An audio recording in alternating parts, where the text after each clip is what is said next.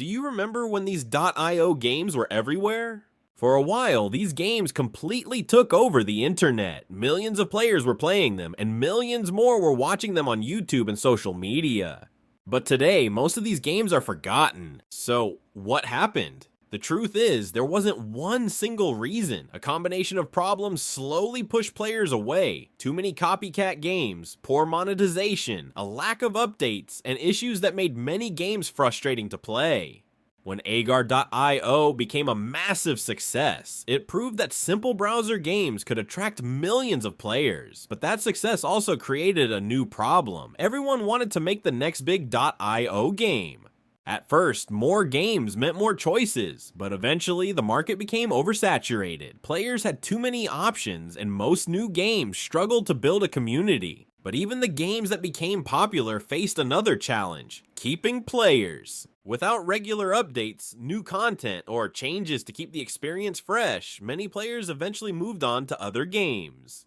But updates weren't the only challenge. Many developers also struggled with a bigger problem: how to actually make money from these games. Unlike traditional games, many .io games relied heavily on ads to survive, but ads alone often weren't enough to cover server costs, development, and regular updates. As a result, some games started increasing the number of ads just to stay profitable, which slowly hurt the player experience. But even if a game managed to survive all of these problems, there was another issue that pushed many players away: cheating. Because many .io games were built around competition, fairness was extremely important. But over time, some games became filled with bots, scripts, and other unfair advantages that made it difficult for normal players to compete. This created a cycle. New players would join, get destroyed by experienced players or cheaters, and leave before they ever had a chance to enjoy the game. But the biggest change wasn't just happening inside .io games. Gaming itself was changing.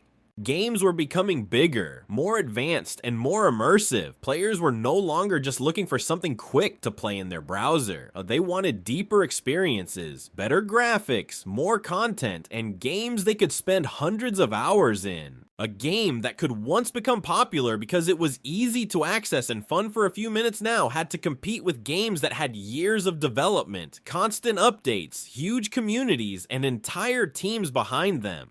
The .io formula wasn't necessarily the problem. The world around it changed. Players had more choices than ever, and many .io games struggled to keep up. But that raises the question: does that mean .io games are dead forever?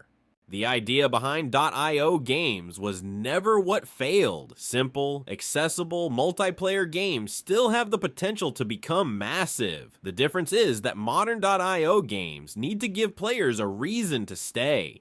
Thank you for watching. If you enjoyed this video, make sure to like and subscribe, and let me know in the comments if you remember playing any of these games. If you want to join the community and discuss more gaming topics, the Discord link is in the description.